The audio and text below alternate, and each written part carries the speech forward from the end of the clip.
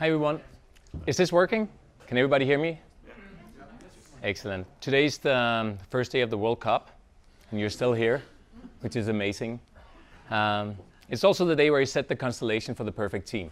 So it's actually the perfect day. I don't know if that was on purpose. Let's just say it was on purpose. So if anyone loses the next 30 days, it's because of the team that the coaches set, and we're all embracing that because we know it has nothing to do with all the goals. It has nothing to do with the keepers or the strikers. It has something to do with who's ever playing the field. Does any of you know any of the guys from the Danish team? Yes? So you all know William Kvist. He fucking sucks. But he's still on the team, right? So he's still a great guy. But he's not on the team because he's the best. He's the best on the team because he actually knows how to make the other ones best. So he's on the team. He's probably not going to play at all. Maybe he's going to get 10, 15 minutes. But he's going to be there in the locker room, and he's going to be there on the way out. And the coach knows that. And without having William at his side, he's going to probably fail at this World Cup. They're probably going to fail anyways. But we're all here to support them. So we're all Danes for at least the next 30 days. Today's special because the World Cup is special because it's passion and it's desire. And setting the team has something to do with constellation, but it also has something to do with who actually burns the most for whatever needs to happen the next 30 days. That's also why this is extremely special for me, because this is where everybody needs to be kind of the animals we are inside. For some of you, for those of you who don't like soccer, this is going to be extremely boring the next 20 minutes. But someone once said to me, soccer is stupid.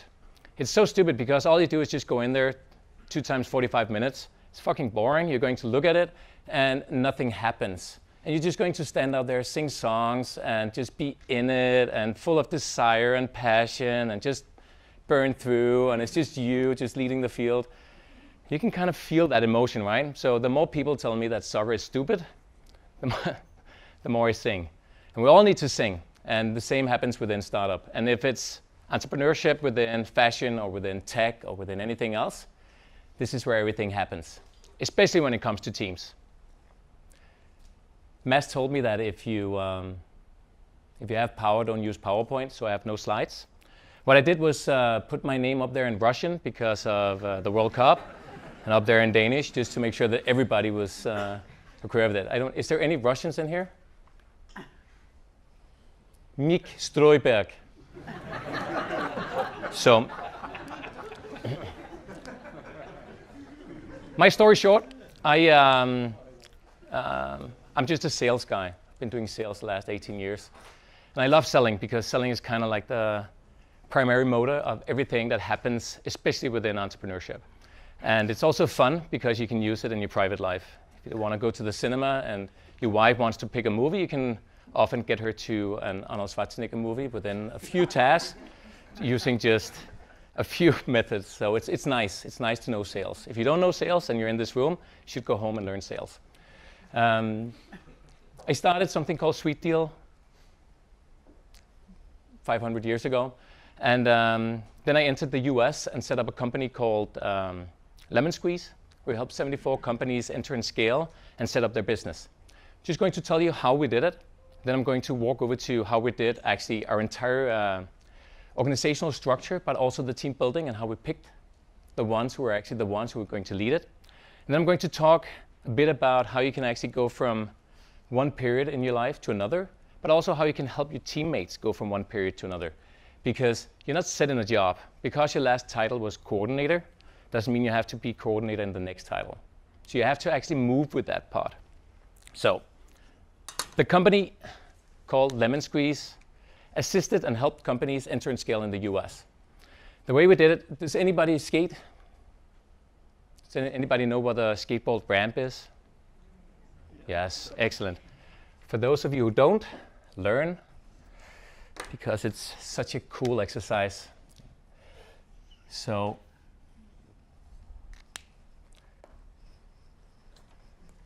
this is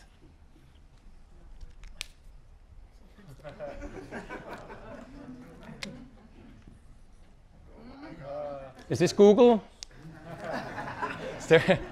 So I also run a company called Good Monday, and you can order these at Good Monday if anybody's You have an office of more than 30 employees, this is where you go. Okay, I'm going to try this. So,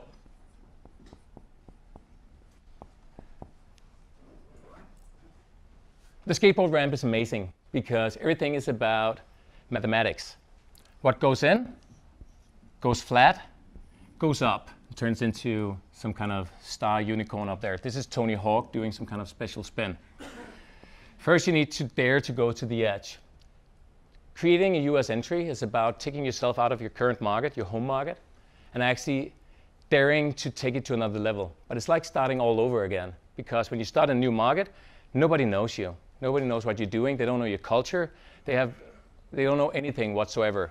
You think you're big because you're world famous in Denmark or you're world famous in Russia or anywhere else, and you're not when you enter the US.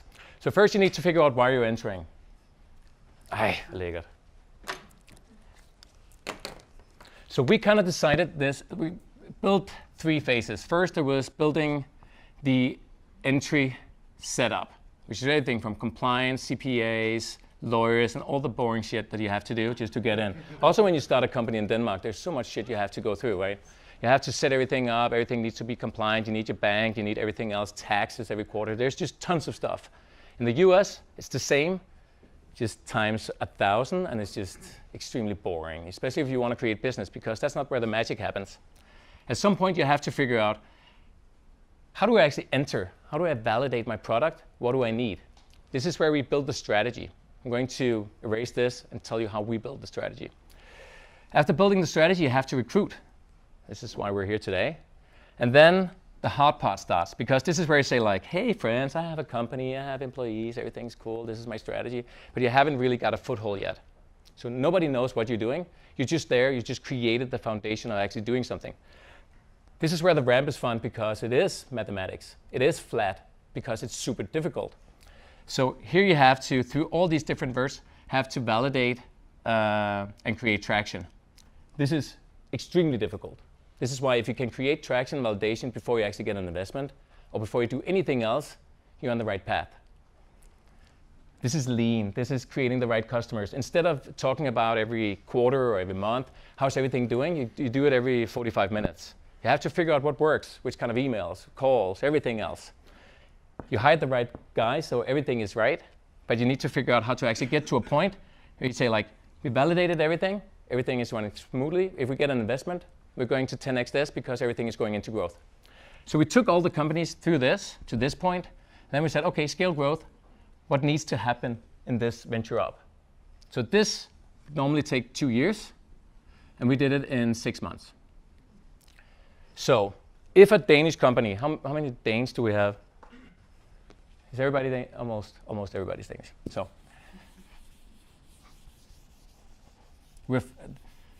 I'm fun. Danish people are fun. And it's because we think that we can do everything just kind of half-hearted sometimes, because we want to do it, but we kind of don't want to do it, and we kind of want to be home. We want to go to, what's racket thing called? Badminton. Huh? Racket? Badminton. What's it called in English? I know it in Danish. Badminton. Badminton. We want to watch Dancing with the Stars and everything else, right? So we kind of want to do it, but we kind of don't want to do it. So the ramp in Denmark is like this.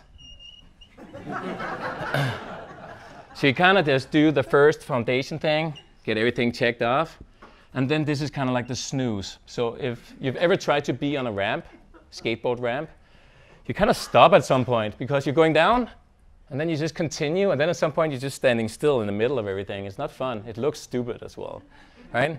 So, and you want to go up here, but now you don't have the speed because momentum is gone. It's the same in your home market. You lose momentum. If you don't have momentum, nothing is going to happen. That's why you have to keep on accelerating. You have to keep the momentum of everything that you do.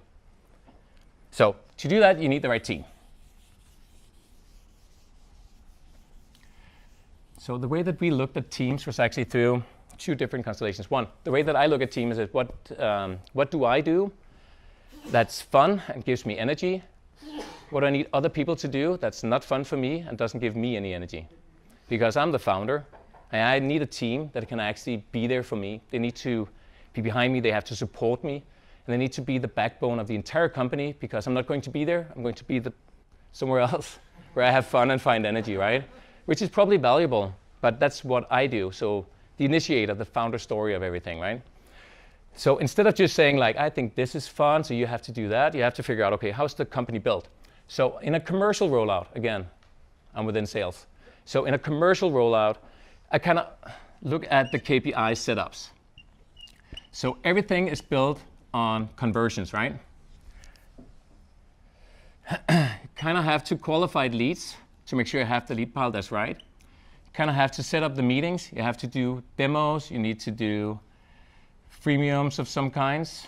You need to set up customer care to make sure contracts get closed. And you need to have a contract in place. When the contract is in place, you need to upsell and you need to retain. So instead of doing everything else, you know that conversion is built on how you convert. So you know that there's 1 KPI, there's 2, there's 3, there's 4, there's 5, there's 6, and then there is the value of the client. So this is pretty, it's basic, but it's also, you can have like 7,000 different things. You can get rid of this, and go directly to. And you can be a B2C company where it's a one-to-one transaction. The thing is the same. So entering a new market or starting your company at a home market, you need to look at, okay, if I need to go from KPI 1 to KPI 7, and I need to figure out where the value is, where does it start? So there's no reason to hire someone at customer success when you have 0 leads. It's kind of given. You have no clients, you have nothing, you don't hire customer success. So if you're the one taking care of the meetings, but you can't do this, you need someone right here. If you have someone, if you're the one that's going to be at this place, you're the evangelist, you need someone in the other places, but you can't really set the team without knowing your conversions and figuring out how does my rollout work. Because at some point you're going to block yourself. You're going to be in a position where you can't create any value. So you need to figure out, okay, my food chain for my rollout, for me to get to X clients, let's just say 50 clients, 10 blue chip clients, what does it take? How many phone calls, how many emails, how many everything? So you hire the first one, you hire the second one. You always hire in a team. Junior and senior, I always hire in a team. You don't. I always hire in a team. And it makes sense because you need to figure out how you can get to a point where the pressure is on the next part. Kind of like, we fucking need customer support. We have too many clients, we need to hire someone. You know it before it starts because you can see the conversion starts rolling in, right? This is how we did the US entry. The US entry is no different than starting up in your own core market because you need to figure out what actually rocks the boat, what's fun. Hiring these people is all about figuring out who's junior, senior, and how can you actually create the value that proves your concept because this is all about validation.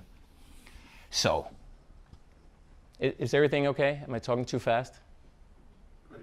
There's cold beers and we just need to get out there again. I'm doing my best.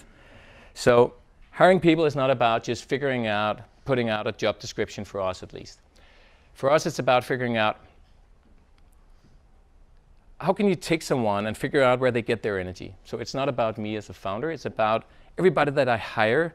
How can they go home Friday and drink a beer and be grateful for what they do and actually have fun in what they do because they feel that what they do actually provides some kind of value to the company and they can see themselves actually being better than anyone else. Often you get hired in a position where you're not the best, but it's the position that matches your last job or it matches an expectation and nobody's taking care of you to move to the next thing. Often it's because we're on a journey. And you all know this journey, but I'm just going to lay it out anyways. So, goodmonday.io. So, this journey of going from unconsciously incompetent to being an expert, does everybody know that? Or does anyone know this journey? Yes. So you've all watched Simpsons, right? What's it called? The baby, is that Maggie? So Maggie's driving the car, right? But she's not driving the car. She can't drive a car. She's a fucking baby. So, but she's down here, and she thinks she's driving the car.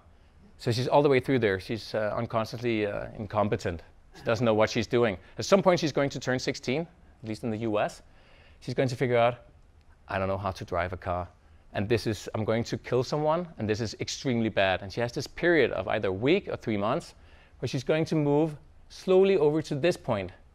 And then at some point, she's going to drive from LA to New York, And suddenly she's in New York and she's saying like, I don't know what the fuck happened. I'm here, but I can't remember any turn or twist. I can't remember me parking because she's an expert in everything that she does. This is where you see, is there anyone from Deloitte here? Just before you get it. No, so this is where you see an accountant from Deloitte starting and going over here and dying, right? So this is where you just, you go to work and you actually, on Friday you go home and then the missus or the husband asks you like, what did you do this week? It's like, I don't know. Just went to work. This is where you slowly kill yourself. And it's actually a phenomenon. I had the question the other day, what about millennials? They're so spoiled. They're not spoiled. They're just figuring out how they can stay up here for a longer period of time because they want to evolve all the fucking time. And it's so difficult to work with it because we're used to one thing. You get born, take some kind of education, probably extremely long. Then you find a boyfriend or girlfriend, you get married, you buy a house that's way too expensive so you can't get out of it. Then you're sitting in this house, you get 2 kids, always 2 kids.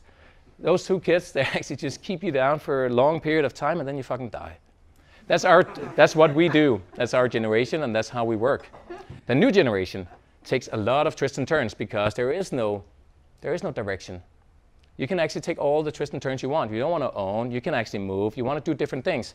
For me, that's super spoiled because I have 2 kids and I'm sitting in my house and what's happening. But it's just the reality of everything. And it's because we're actually looking for this. Because down here we get miserable. We don't know what's the meaning with everything. So when you have a team, instead of just putting them down here because I have all the experts on my team, something's missing. So again, talking about putting up the perfect team is one thing. Another thing is retention. People are not retaining their employees because they are not catering to their needs.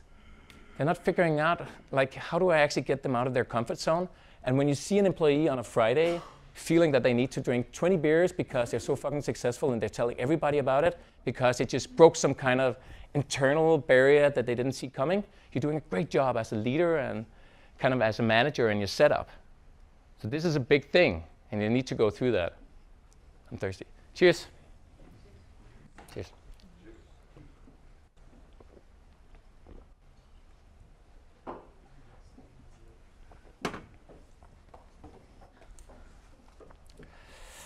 So I actually think I had another thing.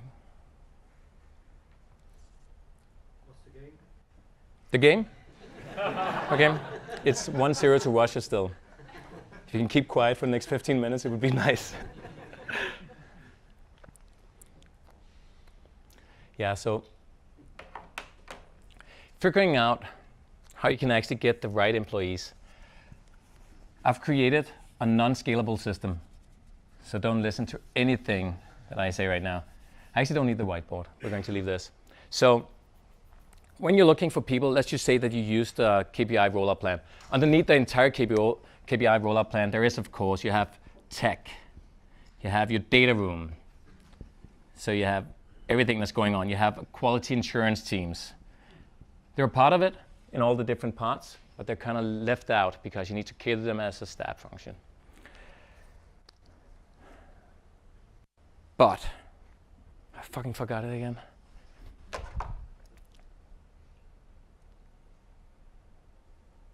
Picking the winners. So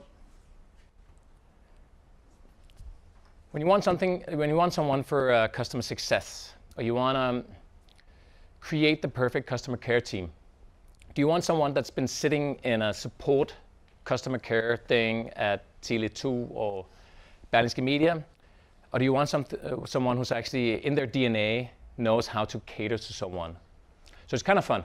I'm the one that's left behind in the restaurant when we're 12 guys. Somebody says like, you didn't pay the bill, but you need to get over here. Somebody's always pulling me aside.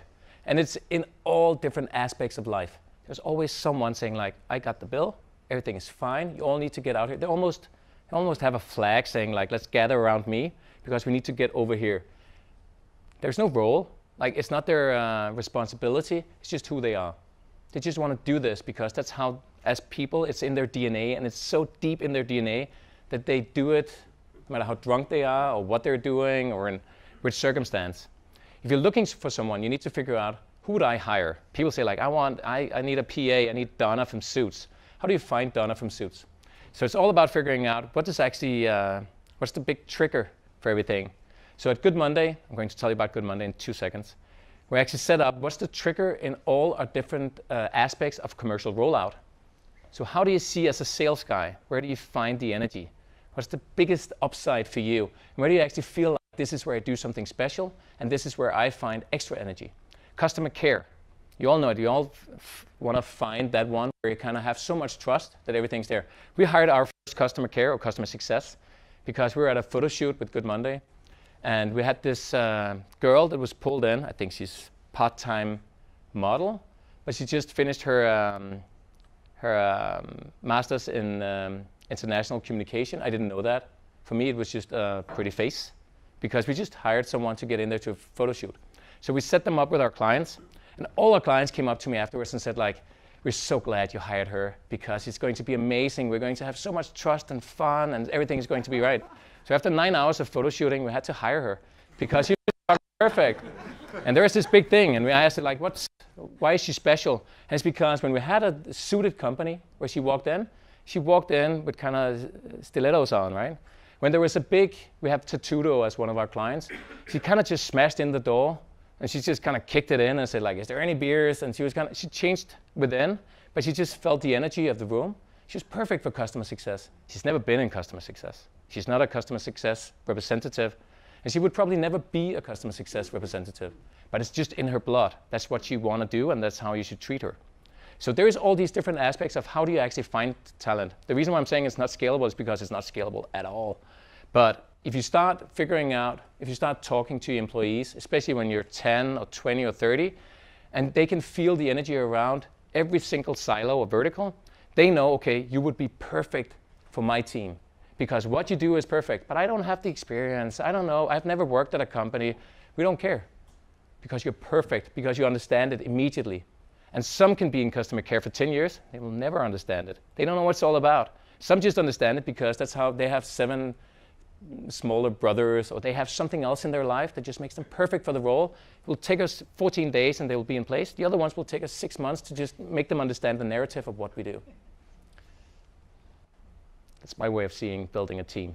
So team is all about energy, DNA, where you come from. You can't just kind of fit a round thing into a square thing because it doesn't really match, right? You need to figure out how this works. We're all people.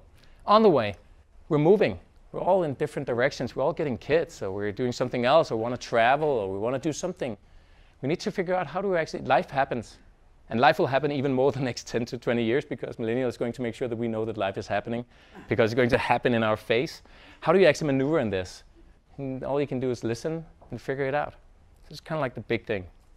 Before I end, you need to know about Good Monday. So Good Monday is my latest startup.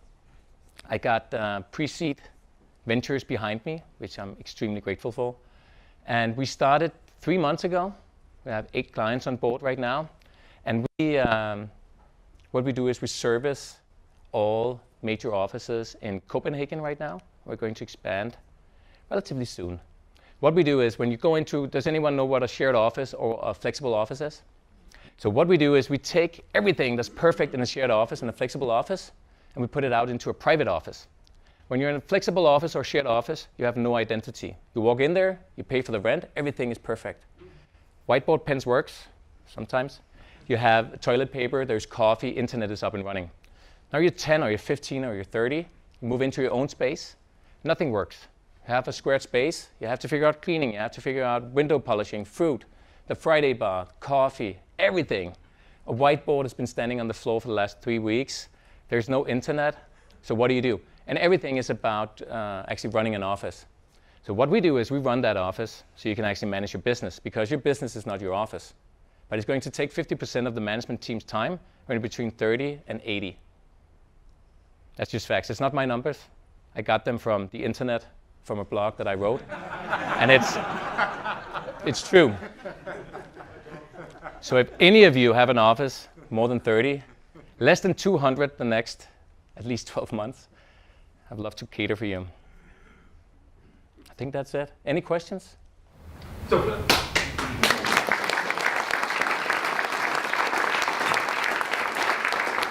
actually, to both, we also have Mads up here, so we have a joint Q&A also with both you and Mads. Yes. So we have maybe you have different perspective on it. So, questions? So say you're like excellent at spotting this thing that's in people's DNA closely to you. How do you actually go out and find these people? It's like, so you put up an ad, or like, do you have any tips in terms of like going out and like actually meeting those people? Because you need to, you go to like, it could be like you want to find a like customer rep, and then you go to a restaurant and there's a great waiter, for instance. But like, are there? We just hired, our sales guy was a waiter at a restaurant that I went to. Nice. So yes, so that's how we're going to do it. And he's going to hire another waiter that's better than him to be by his side. It's like we're not going to, at some point we have to. At the next 30 employees, we're not going to push anything because we need to build the structure as well. It needs to be people who wants to do what we're doing and needs, like they, rather have them wanting to create happy employees to create a better business and actually feeling our narrative more than wanting to be a sales guy or a key account manager and have a car. Like there's just something in it. There's something in what drives them. So, and that's why it's not scalable. And it doesn't have to be scalable when you're building the team for the first foundation, for the first 30 people. But the first 30 people is going to lay the foundation for the next 100. A lot of the things that we do at Good Monday is not scalable at all. I'm going to deliver 1,500 beers next week. It's not scalable, and it's going to be super fun. But it's just something where we're going to put our narrative out there and show who we are. And it's going to be different, and we can't do it when we're 1,000 employees. So it's something just doesn't have to be scalable from the get-go. Should I add something? I don't know. I think that's amazing. Question over there? That's a question for you.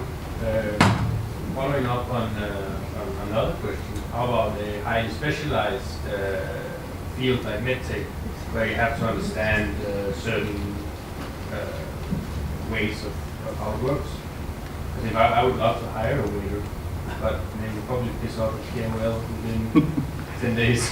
Yes, before you answer, that's why I made, actually you can't see them, that's why I made those 3 down here, because there's just some roles you can't get from going out there. There's just somewhere you need specialists. Yeah. Yeah. So also Mik and I know each other from another company we used to work for, where I was actually part of that whole finding out how to attract in 2007 IT people, which was murder, couldn't happen at all. We cracked it, I think, by sort of finding out there should be a process. You should definitely search for people, but it's better to find, and this is actually back to what Mik just said. The foundation should be people that people want to work with.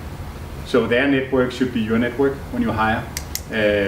People are very highly to recommend you someone they would like to work with, and if they're smart, they will go up. Sort of the A/B thing going on, but I think that's very important. So find really good first employees.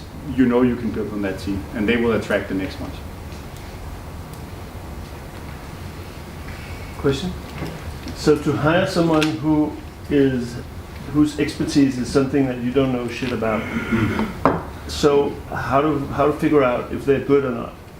Do you have a handle on that? So that's why we are so much into boards.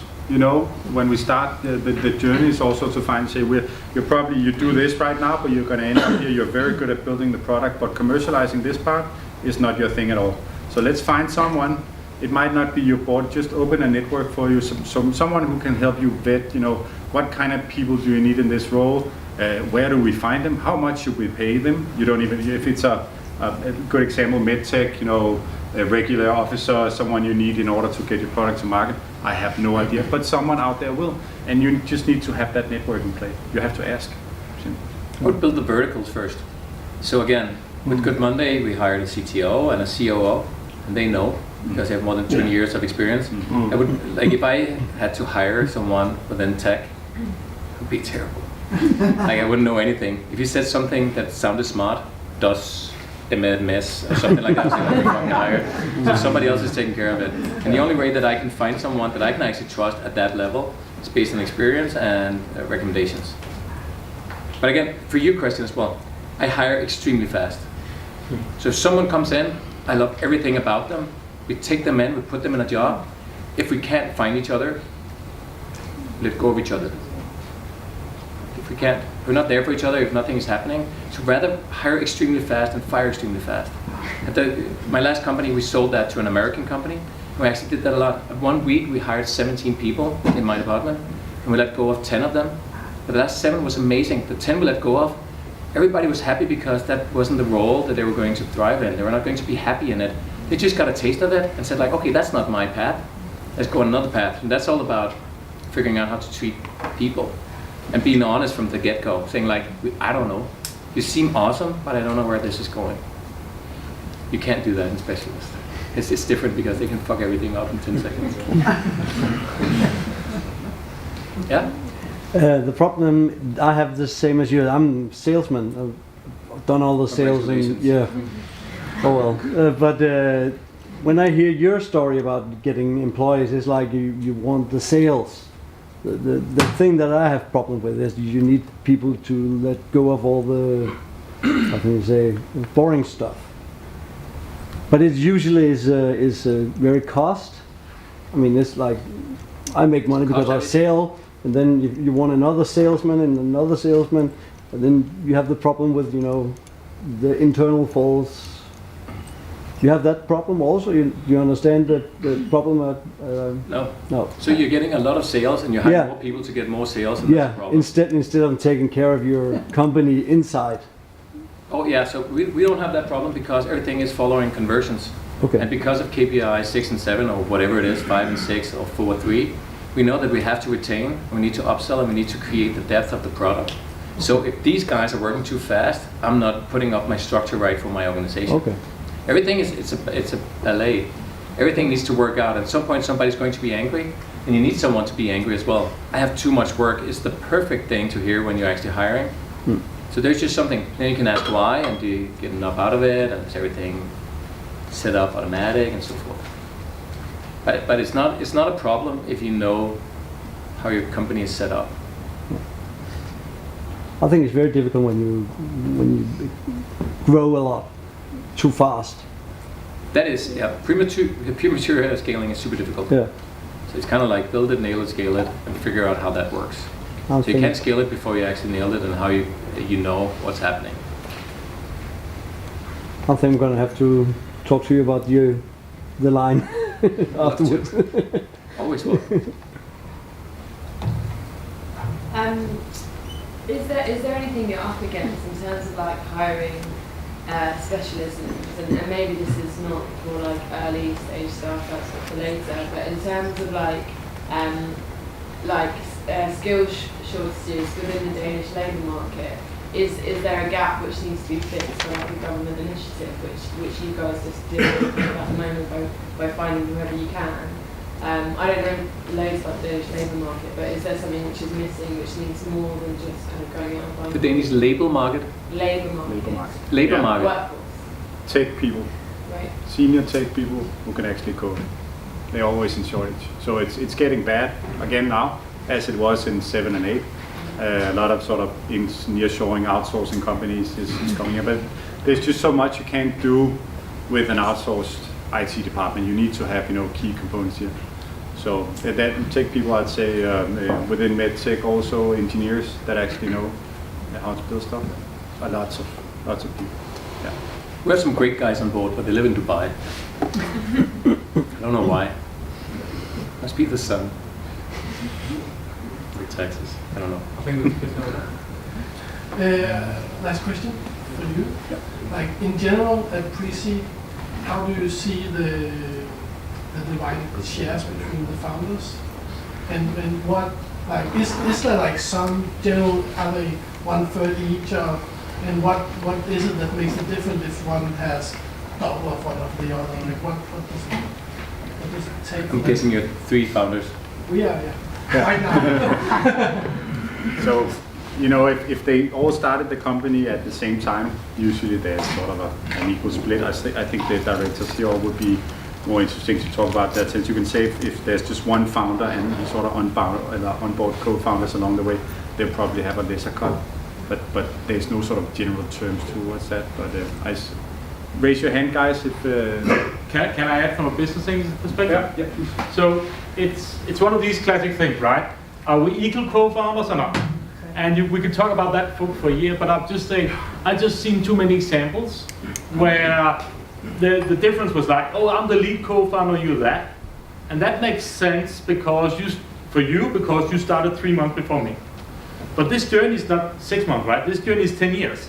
So that basically meant that you started 3 months out of 10 years for me. And as we get investors, we'll both be diluted. At some point in time, we'll be sitting over beer and I'll start pitching because I only have 4% left and you have 12% left. I've just seen that again and again. And actually, one of my one of the companies I'm in actually started like that. We have 2 commercial guys, and the technical co-founders came in later. And what the smartest thing they did in that company was actually that the commercial guys, after this 1 year where they could see this could be a potential struggle, they basically went out, drank beer with the technical people and said, now we're all equal co-founders. And I think that's the best thing they ever done for a long term. So I'm not saying it should always be like that. I'm just saying when I as an angel see this, that okay, you're the lead and you have 2 others, I always try to think 5 years ahead. What happened, because it's like 60, 20, 20. What happens with your 20% when you had a B or C round? Are you still motivated? I'll be careful. So I'm not saying it never should happen, but my default is always that if you are not 1/3 each, that's basically because you believe that 1 or 2 is worth less than the others. And then my question to you would be, are these your right co-founders? But that's just my perspective. Good point. So a final question before we go to the really important stuff. You know, how's it going in the soccer match, and is there cold beer? Soccer match is over. Okay, otherwise I'll give Mads and Nick a hand.